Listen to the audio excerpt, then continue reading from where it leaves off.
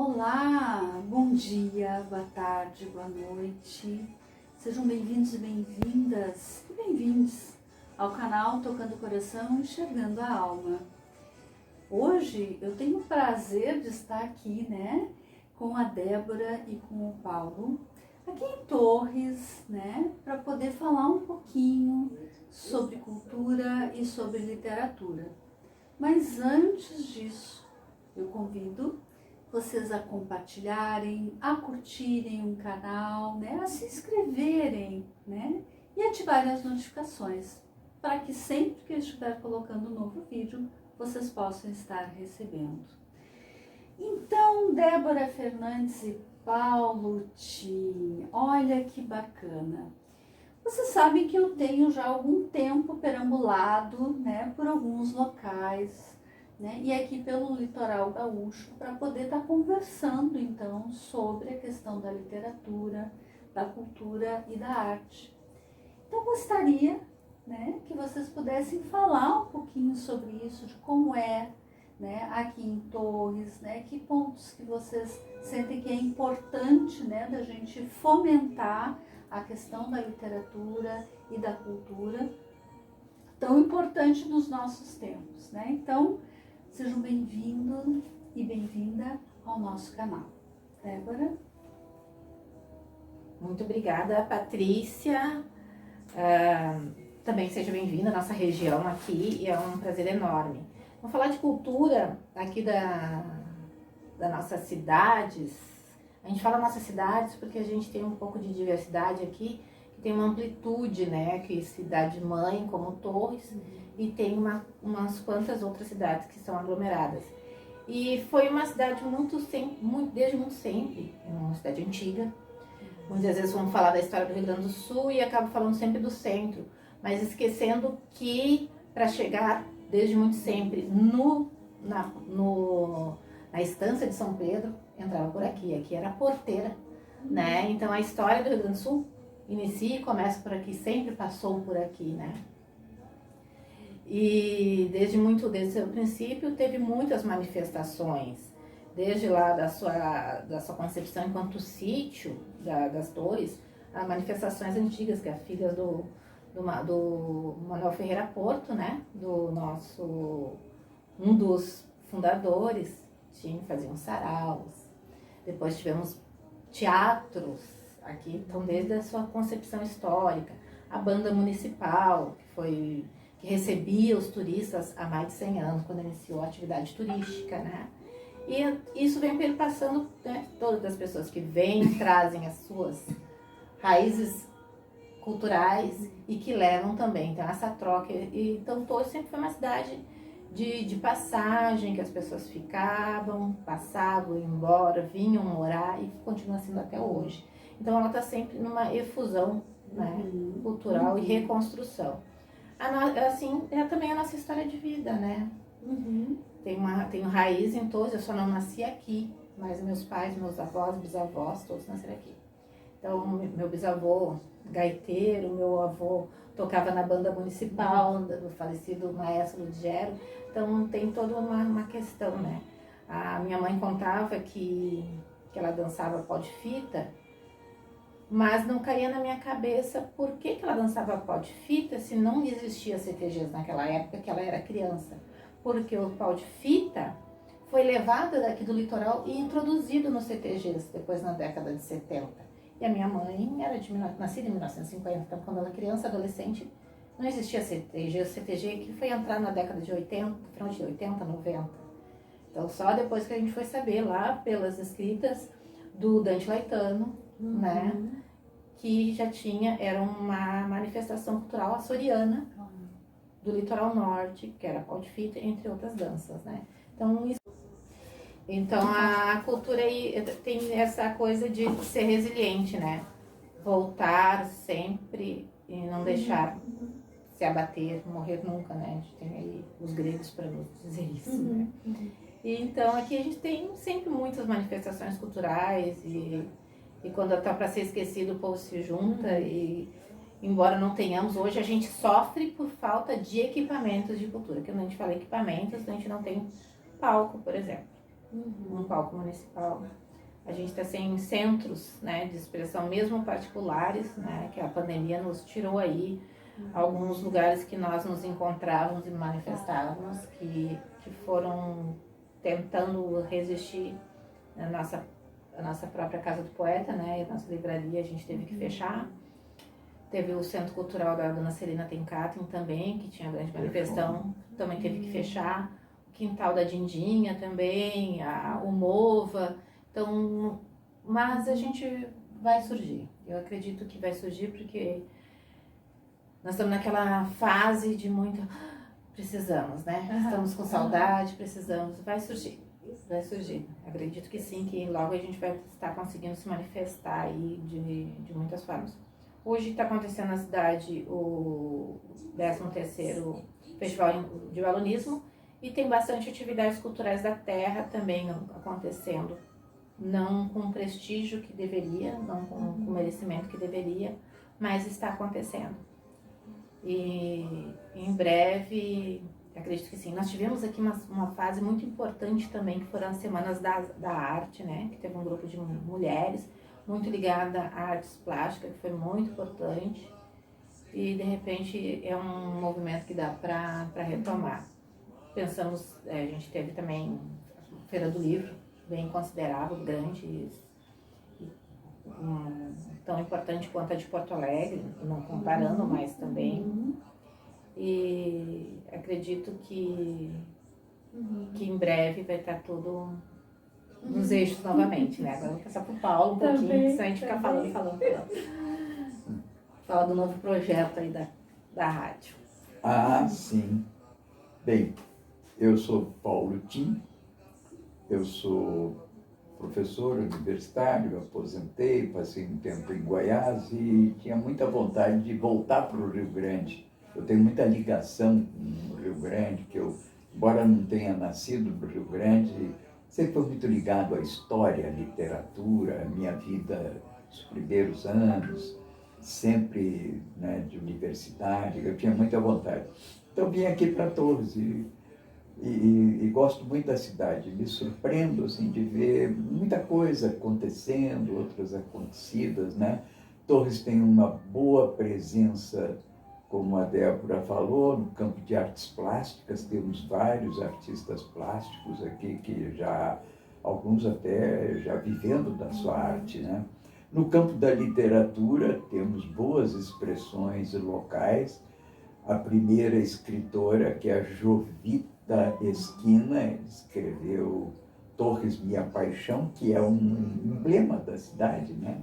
Torres Minha Paixão é a primeira escritora. E temos tido, depois disso, outras revelações. Uma delas, um psicólogo jovem, que é o Eduardo Jacques, que teve a iniciativa de fundar, em 2017, o Farol Literário, que fizemos 3 eventos, ficamos devendo de 2020 e 2021, vamos retomar agora em 22, e que é um encontro de poetas, escritores, jornalistas, historiadores, e para o qual, inicialmente, a Academia de Letras de Cruz Alta contribuiu, e agora outras entidades têm contribuído, têm participado. Na área da música, temos tido muita coisa boa na cidade, vários festivais que foram realizados ao longo do tempo, alguns bons músicos que têm se revelado, entre eles o nosso colega do nosso coletivo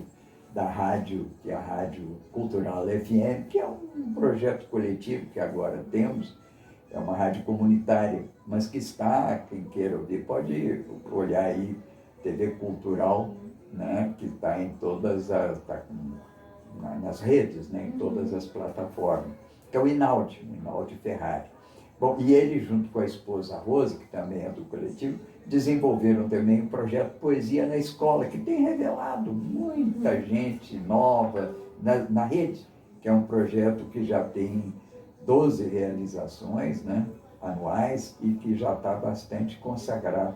Então tem várias expressões. E um jornalismo hoje também bastante intenso. Temos vários jornais locais. Eu, claro, não posso deixar de citar o jornal que eu sou colaborador, que é a Folha.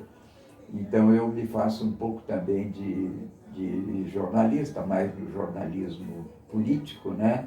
Mas também de uma série de questões que envolvem a vida da cidade, né? Bom, e com isso temos, resultado disso, um movimento editorial que vai crescendo, né? Temos aqui um bom editor, que é o Tommaso Mortironi, que editou todos os meus livros e mais alguns, e é também quem organiza um cineclube na cidade, que já tem lá 6 ou 7 anos, é uma resistência cultural na cidade. Bom, e outras atividades, a própria Débora também tem se traduzido como editora, né? Temos alguns trabalhos dela nesse campo, inclusive o livro dela, né? Que é Torres em Crônicas, né? História em Crônicas, né? Muito bom. Bem, e com isso vamos aqui tratando de potenciar todo esse grupo, né? Que hoje participa da vida cultural da cidade, né? É um desafio, sempre tem grandes desafios, né? Cidade ainda tem, as autoridades se voltam muito para o veraneio, tanto que aqui nós temos um movimento Torres Além Veraneio, que é para chamar a atenção das autoridades, de que depois do veraneio tem vida inteligente na cidade, que sobrevive e luta para que, inclusive, se incorpore isso. É uma mensagem de um nosso escritor, que é o Rui Ruben Ruschel, que é um pioneiro dos estudos históricos e literários da cidade. Ele sempre dizia: olhem para a cultura, não existe turismo sem cultura. E é o que nós aqui temos tentado fazer. Finalmente, já que estamos na véspera de uma lembrança para nós muito memorável, amanhã faz um ano que foi um dos nossos grandes companheiros aqui, que é o Bento Barcelos da Silva, e então estamos todos também em reflexão. Ele é um homem da terra e se revelou como um grande escritor, também tem 2 livros. E, portanto, hoje temos um coletivo que vai se encontrando e fica aqui todo mundo convidado para o próximo Farol, né? Deve acontecer em agosto, né? Quando as aulas estão funcionando. Há 2 anos que não fazemos, mas fiquem de olho, que deve ter um Farol esse ano. Mas é isso. Okay. Eu só queria, para te ter uma ideia, dar uma salientada, dos 11 pontos de cultura que tem, pontos de cultura, né, registrados, homologados no Litoral Norte, 3 são em Torres. Temos o Cineclube como ponto de cultura, temos o Centro Cultural Ecos de Angola, tá, que é capoeira e oralidade também, e temos o Centro de Estudos Históricos de Torres e região. São 3 pontos de cultura. Né? Então nós temos essa característica de organização, né?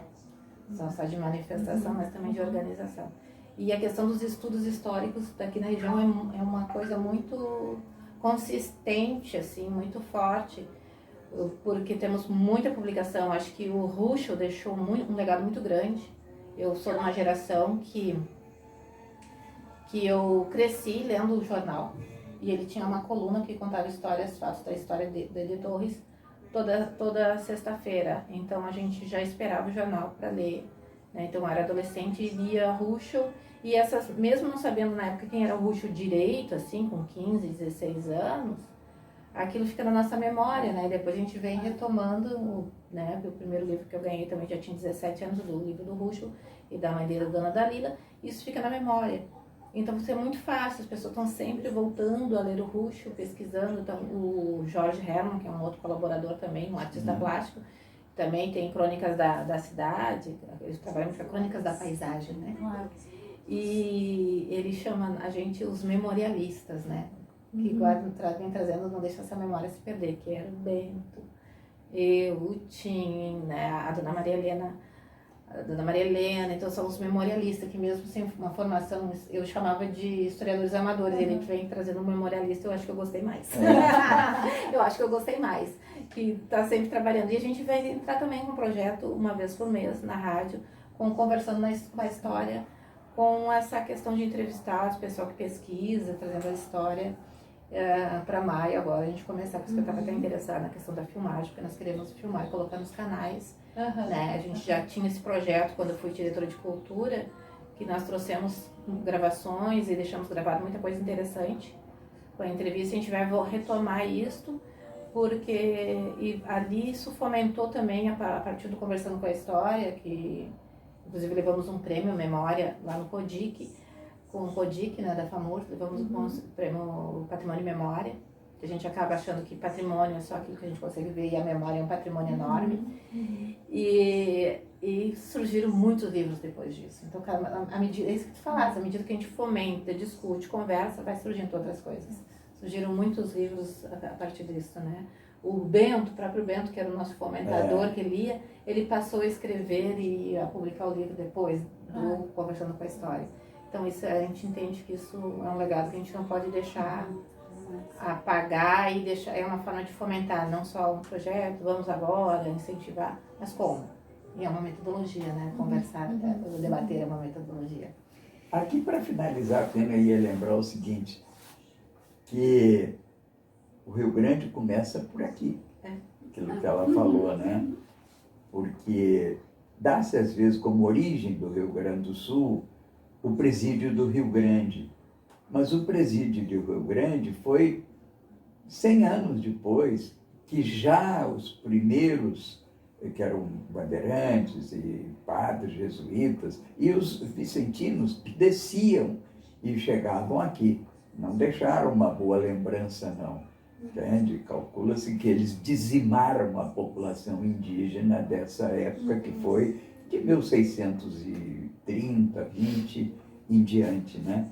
Mas essa foi a porta de entrada aqui. Depois, um outro português, claro, no século XVIII, iria confirmar como elo de ligação com o Brasil, garantindo a interligação do Sul com o Brasil, sob pena de que, se não fosse isso, talvez hoje estivéssemos no Uruguai ou na Argentina, que casualmente, é o que eu escolhi como meu patrono na Academia de Letras de Cruz Alta, o Cristóvão Pereira. Ele, enfim, abriu os caminhos do mar, abriu o caminho que é o chamado dos conventos e levou a primeira tropa, com mais de 2.000 cabeças, para Sorocaba. E isso interligou o Sul com a economia da mineração, que era o Brasil, então, na época, e foi garantindo a ocupação de toda essa área. Então, essa porteira dos Pampas, que é Torres, tem um papel fundamental, ainda não devidamente avaliado pelos historiadores, nós ficamos meio, mas tem um papel estratégico, é o primeiro ponto de entrada. Que bacana, né? A gente poder conversar sobre isso, resgatar memórias, né? Um povo sem o reconhecimento da sua história, da sua memória, é um povo afindado à finalização, né? Então, é importante a gente ter preservado isso, né? Talvez ao longo do tempo a gente foi perdendo, né, a importância disso, mas é essencial a gente conhecer de onde que a gente vem, o que que a gente faz aqui, né? Então, a questão da cultura, ela é essencial, mesmo que talvez por um bom tempo foram nos dizendo que não, né? E foram tentando apagar de nós isso que faz parte da nossa existência e que é muito importante a gente saber, né? Então, quando a gente tem, mesmo entre esses altos e baixos, né? Vamos pensar que a pandemia foi um processo que abalou muitas coisas, dentre elas realmente a questão da cultura, a questão da arte, sofreu muito com isso, né? Mas o mais importante talvez é a gente não deixar esmorecer, essa resiliência, né, que tu dissesse, assim, no sentido de que isso existe, nós é que carregamos isso. Então, enquanto a gente está aqui, nós temos um papel e uma responsabilidade de estar fomentando, de poder buscar história, de poder olhar para a cultura local, de poder fomentar isso nas escolas. Vamos pensar assim, a ideia do próprio farol, da poesia na escola. Puxa, como é bacana a gente poder trazer isso vivo na nossa cultura. Porque isso, e eu costumo dizer sempre aqui no canal, de que, de fato, a cultura, a arte, a literatura é resiliente, nos torna resiliente para situações de vida. Ou pode nos tornar, tudo depende também do jeito como a gente lida com isso, né? Então é muito bom poder escutar e reconhecer do litoral gaúcho, né? O quanto que nós temos aqui de questões muito que estão presentes e que muitas vezes o que vai acontecer é que às vezes a gente tem que parar um pouquinho, respirar, né? E poder encontrar os caminhos. A gente está num momento de redescoberta, né? E de reconfigurar o nosso papel e as nossas estratégias de fato de fomento à cultura, enfim. Quero muito agradecer vocês, né?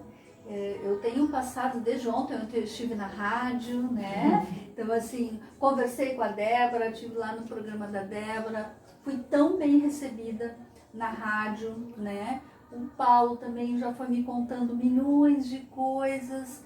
Isso é muito bom. Isso traz uma leveza muito importante cada Não vez estamos mais. Sozinhos, né? Não estamos sozinhos, isso mesmo. Patrícia, é muito bom isso que está fazendo também, levando para o Brasil em si, porque eu não sei o alcance, a internet tudo é possível, porque nós aqui do litoral, a gente é muito visto no verão, na temporada. E na temporada, muitas vezes, nós deixamos de fazer aquilo que realmente a gente faz todo durante o ano, porque a gente dá conta do receber, do acolher o turista, o veranista em si, com outras atividades. Mas o Tim falava do movimento, mas nós fizemos muitas coisas durante o ano. É onde a gente respira, é onde a gente vai escrever, onde a gente vai publicar. Tem o Café com Poesia, que o pessoal vai se reunir para fazer o seu sarau. A gente vai confraternizar. Então, durante o ano todo, nós também pulsamos. A gente pinta e borda. Pinta e borda, literalmente, pinta e borda mesmo. E daí as pessoas não têm essa, né? Acho que o litoral acontece somente no veraneio. Não, acontece muita coisa durante o ano, muita coisa mesmo. Com certeza. E vocês trouxeram uma questão do pinta e borda e do pulsar.